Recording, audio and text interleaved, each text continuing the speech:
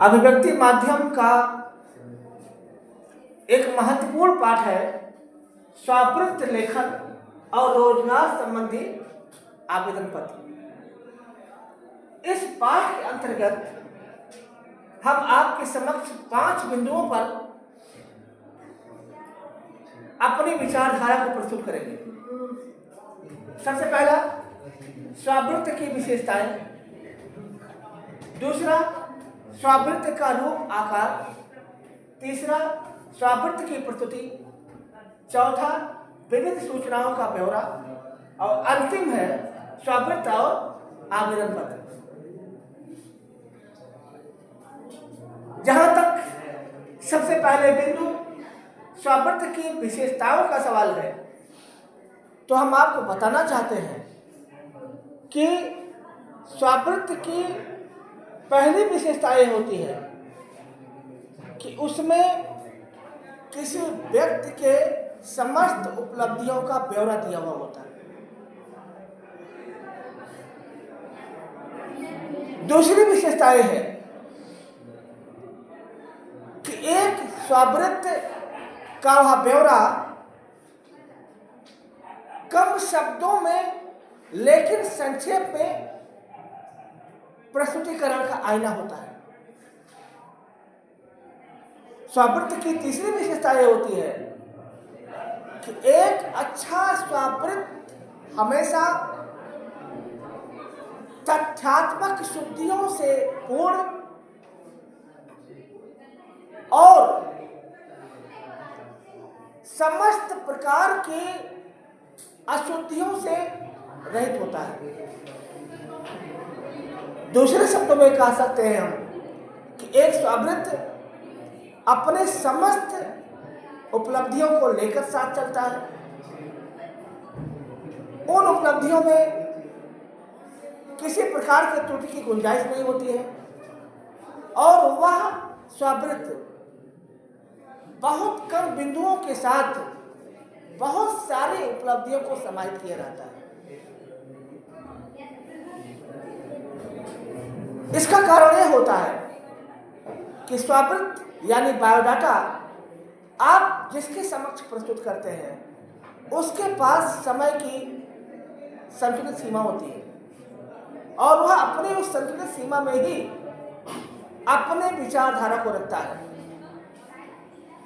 बहुत सारे आवेदक होते हैं, उनका साक्षात्कार लिया जाना है, तो आप पर मुश्किल से वो 2 से 5 मिनट समय देगा। तो अगर आपका स्वावृत्त लंबा होगा तो शायद आपके सारे स्वावृत्त को दिखेगा नहीं। अगर आपका 1 पेज का है या 2 पेज का है तो उसे पलट कर देख सकता है।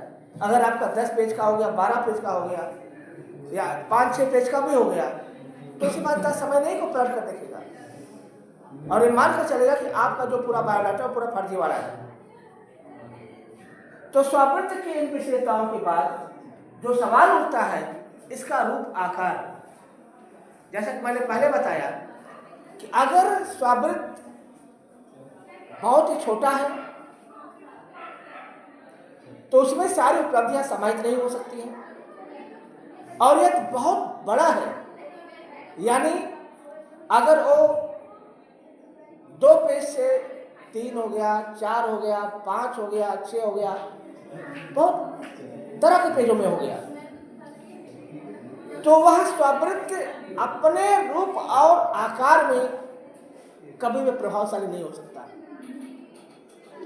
इसलिए जहां तक स्वावृत्त का रूप आकार का सवाल है तो स्वावृत्त का आकार हमेशा संतुलित होना चाहिए, यानी कोई भी स्वावृत्त अधिकतम 2 पेज से अधिक नहीं होना चाहिए और उन 2 पेज के अंतर्गत आपकी समस्त उपलब्धियां समाहित होनी चाहिए।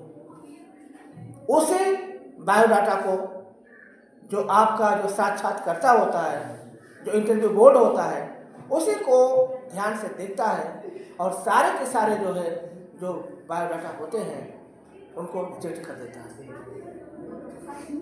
तो इसलिए स्वावृत्त का आकार 1 या 2 पेज से ज़्यादा नहीं होना चाहिए और जहाँ तक रूप का सवाल है तो उसका रूप अत्यंत ही प्रभावशाली, सारगर्भित और समस्त उपलब्धियों के ब्यौरे के साथ होना चाहिए। अगर ऐसा आकर्षक और प्रभावशाली बायोडाटा यानी स्वामित्व आपके पास है तो उस बायोडाटा को हर इंटरव्यू बोर्ड बड़े ही ध्यान से देखेगा और उससे संबंधित प्रश्न भी वह बहुत संतुलित तरीके से करेगा। इसलिए अब सवाल ये उठता है कि आपने बायोडाटा भी बना लिया जो कि संतुलित है और उस बायोडाटा में आपकी सारी उपलब्धियां भी समाहित हैं और उनमें वही सारी विशेषताएं समाहित हैं जो कि एक अच्छे बायोडाटा में होनी चाहिए।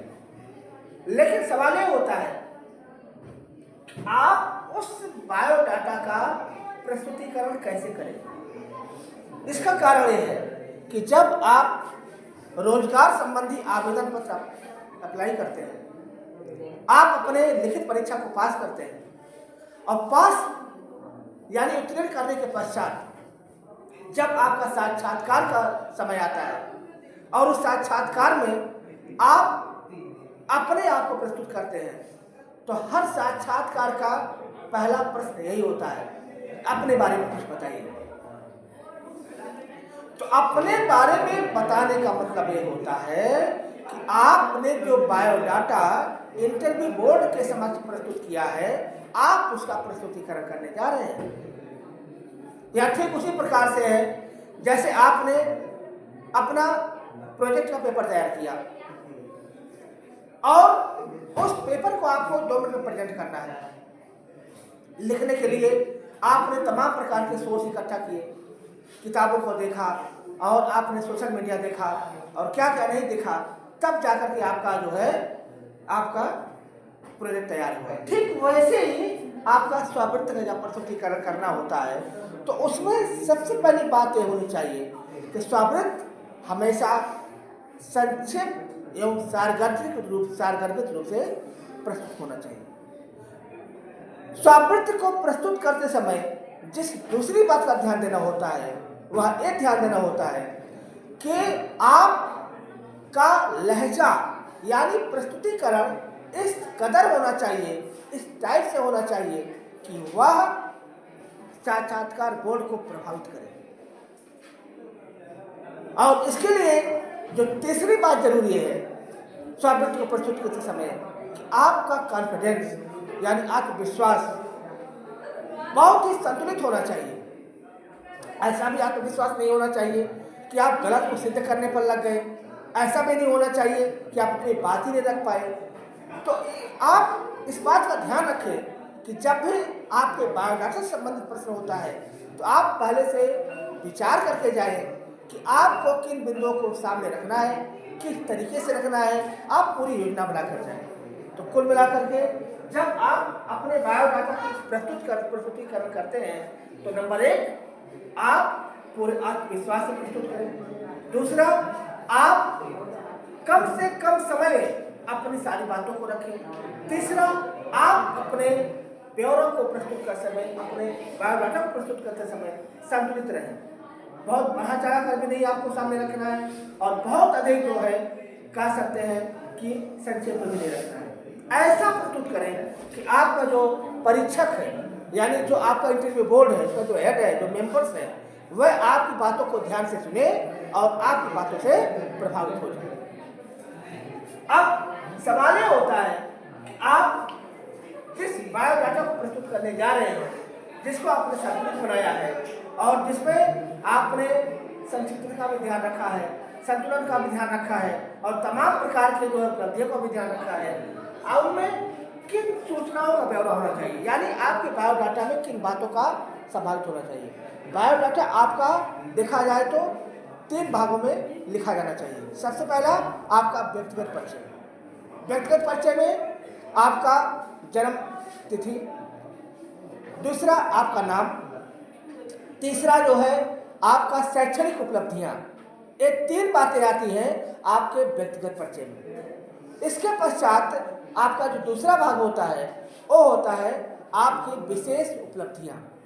उन उपलब्धियों में अगर आपने कोई टेक्निकल कोर्स किया है तो आप उसको वहाँ पर उल्लिखित करें कि आपने किया है, या आपने जो है कोर्स करने के साथ साथ जो है कहीं पर आपने कोई लेक्चर दिया है, या आपने कहीं पर पढ़ाया है, या आपने कहीं कोई गाइडेंस दिया है, तो उन सारी बातों को आप लिखेंगे। यानी व्यक्तिगत परिचय हो गया, आप चाहे तो शैक्षिक उपलब्धि को अलग से बना सकते हैं। फिर तीसरा विशेष आपका जो उपलब्धि है वो जो आपने हासिल किया है एज ए कोर्स के रूप में, टेक्निकल कोर्स के रूप में, या आपने कहीं पढ़ाया है, या आपने कहीं कोई प्रमाण पत्र हासिल किया है किसी उसमें, तो उन सारी बातों का समाधान आपके बायोडाटा में होना चाहिए। और सबसे बड़ी बात है कि जो आपका बायोडाटा है उस बायोडाटा में जो है इन सूचनाओं के साथ साथ जो अंतिम बात का समाधान होना चाहिए वो ये कि आपका बायोडाटा बहुत ही, तीसरी बात जो होनी चाहिए वो होना चाहिए कि आपका अपना सोच विचार अंतिम में, कि आप समाज को लेकर के, देश को लेकर के, अपने करियर को लेकर के आप क्या सोचते हैं, उन बातों को आपको बायोडाटा में समाधान होना चाहिए।